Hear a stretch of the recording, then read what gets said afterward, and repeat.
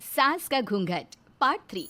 अब तक हमने देखा कि देविका की हालत बहुत नाजुक है, लेकिन घर के आदमी उसे डॉक्टर के पास नहीं जाने दे रहे और जोगिंदर ने घर के मेन गेट पर बहुत बड़ा ताला लगा दिया है। लेकिन देविका की सास विमला पहली बार घूंघट उठाकर समाज के बनाए नियम का उल्लंघन करती है और देविका की जान बचाने की कोशिश में जुट जाती है। मैं भी देखती हूँ मेरी बहू को डॉक्टर के पास जाने से कौन रोकता है। देखो सचिन के बापू, दरवाजे की चाबी दे दो मुझे। तुम्हारा दिमाग ठिकाने पर है, पहले सर पर पल्लू रखो और अंदर जाओ। आज तक मैंने आपका हर गलत फैसला सर झुकाकर स्वीकार कर लिया, लेकिन आज मैं आपकी एक बात नहीं सुनूंगी।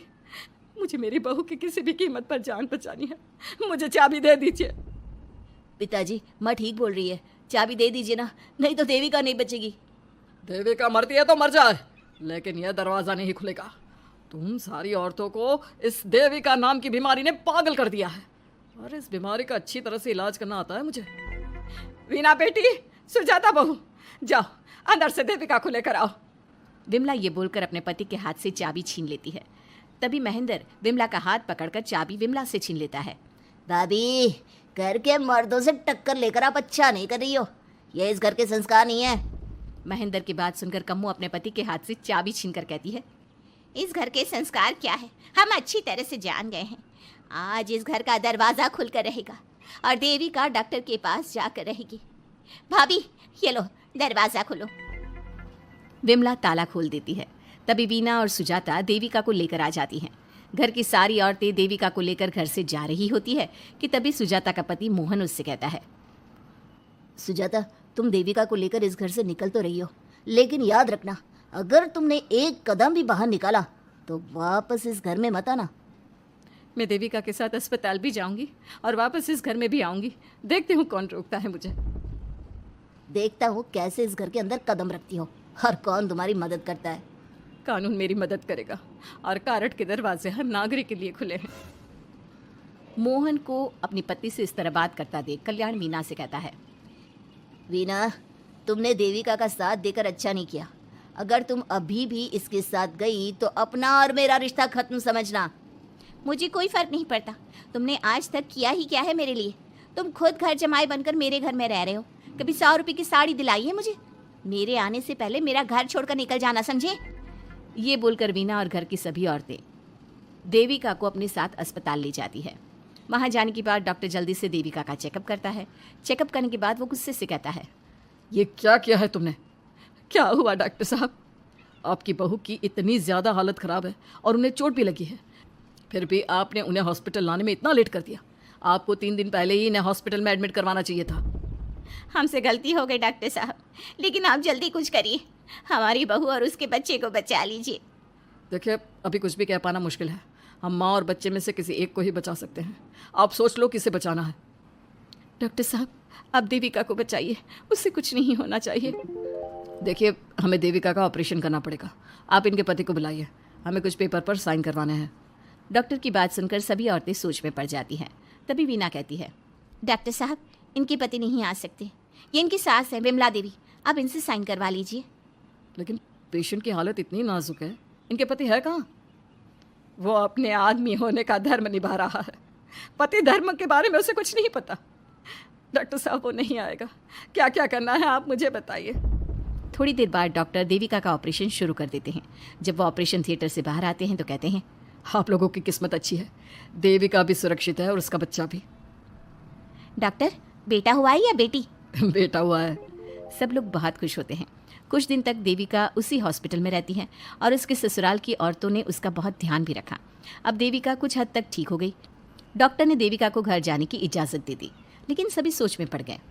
हम भाभी को घर ले तो जाएं, लेकिन माँ, आपको घर का माहौल पता है ना। देविका भाभी अभी पूरी तरह से ठीक नहीं हुई। भाभी वहाँ आराम नहीं कर पाएंगी और पता नहीं घर के सारे आदमी हमारे साथ क्या करेंगे। माँ, क्या हम डॉक्टर से बात करके देविका को थोड़े दिन और यहाँ नहीं रख सकते? जब वो पूरी तरह से ठीक हो जाएगी तो उसे यहाँ से ले जाएंगे। ये बात सुनकर विमला सोच में पड़ जाती है। तभी कम्मो कहती है, तुम दोनों ठीक कह रही हो, मैं अभी डॉक्टर से बात कर लेती हूँ। कम्मो डॉक्टर से बात कर लेती है और देविका कुछ दिन में बिल्कुल ठीक हो जाती है। देविका अपने बच्चे को गोद में लिए बाकी औरतों के साथ अपने ससुराल जाती है, लेकिन घर के सभी आदमी उन्हें दरवाजे पर ही रोक देते हैं। खबरदार, तुम में से कोई भी औरत अगर घर के भीतर घुसी, अगर तुम घर में कदम रखोगी तो घर अपवित्र हो जाएगा। घर हमारे कदम रखने से अपवित्र नहीं होगा, बल्कि आपकी गंदी सोच की वजह से घर क्या, अरे पूरा समाज अपवित्र हो रहा है। सुजाता, मैंने मना किया था ना घर से बाहर जाने के लिए। अब एक काम कर, जैसे ही यहाँ आई है वैसे ही यहाँ से सीधा अपने मायके लौट जा। क्यों जी, क्यों चली जाऊँ मैं अपने मायके? मैं जब तक चाहूँ यहाँ रह सकती हूँ। अगर आपने मुझे इस घर में आने से रोका तो मैं आपकी पुलिस में शिकायत कर दूँगी। वीना, इन सब की तरह तुम्हारा भी दिमाग खराब हो गया है। अब मैं तुम्हें बिल्कुल बर्दाश्त नहीं करूँगा। तुम्हें ऐसी सज़ा दूंगा कि तुम याद रखोगी। सजा बाद में देना, पहले मेरे घर से बाहर निकलो। खुद पूरी जिंदगी में एक घर नहीं खरीद पाए और मुझे सबक सिखाने की बात बोल रहे हो। देखो बिना, तुम इस घर की बेटी ज़रूर हो, लेकिन कल्याण इस घर में ही रहेगा। उसने बहुत कुछ किया है इस घर के लिए, लेकिन तुम अब यहाँ नहीं रह सकती। क्यों नहीं रह सकती? इस घर पर मेरा उतना ही हक है जितना सचिन का। देश के कानून ने मुझे यह हक दिया है। अगर मैं चाहूँ तो कोर्ट का सहारा लेकर इस जायदाद का आधा हिस्सा ले सकती हूँ। और हाँ कल्याण, तुमसे तलाक भी ले सकती हूँ। वीना, देविका के साथ रह रहकर तुम्हारा दिमाग भी खराब हो गया है। और कम्मो, मैंने तुमसे कितना मना किया, घर से बाहर मत जाओ, देविका की मदद मत करो, लेकिन तुमने मेरी एक नहीं सुनी। अब तुम इस घर से और मेरी जिंदगी से चली जाओ। ये कदम उठाकर तुमने बिल्कुल अच्छा नहीं किया। ये कदम तो मुझे उस समय उठाना चाहिए था जब मैं माँ बनने वाली थी। आपके झूठे अहंकार और गलत नियमों की वजह से मैंने अपने 2 बच्चे खो दिए।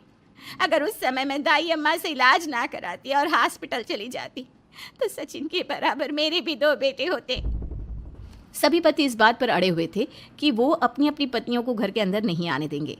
देविका बहुत देर तक सबकी बातें सुनती रही। फिर उसने अपने पति से कहा, सचिन, तुम्हारे घर के आदमियों की बात तो मैंने सुन ली। अब तुम बताओ, तुम्हारा क्या फैसला है? देविका, मुझे माफ़ कर दो, मैं तुम्हारे लिए कुछ नहीं कर सकता, मैं मजबूर हूँ। मुझे पता था सचिन, तुम्हारा यही जवाब होगा। मुझे अपने आप पर हैरानी है कि मैंने बिना रीढ़ की हड्डी वाले आदमी से प्यार ही क्यों किया, शादी क्यों की।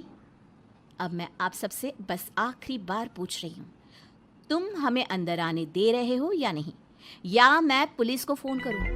देविका, आज तक हमारे गांव में पुलिस ने कभी कदम नहीं रखा और तू हमारे घर के दरवाजे पर पुलिस को लेकर आएगी?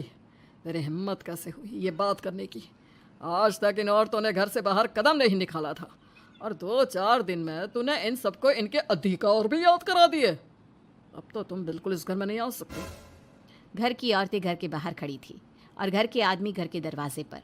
उनकी लड़ाई देखकर पूरा गांव इकट्ठा हो गया। देविका को अस्पताल पहुंचाकर घर की औरतों ने काम तो अच्छा किया। इस काम से देविका और उसके बच्चे की जान भी बच गई, लेकिन इनकी जान बचाने की कीमत घर की औरतों को कैसे चुकानी होगी, इसके लिए आपको आने वाला एपिसोड देखना होगा। और हमारे प्यारे दर्शकों, हमें कमेंट करके ज़रूर बताइए कि देविका के साथ बाकी औरतों को क्या करना चाहिए। क्या उन्हें घर के अंदर जाने के लिए संघर्ष करना चाहिए या फिर वो घर छोड़कर चले जाना चाहिए?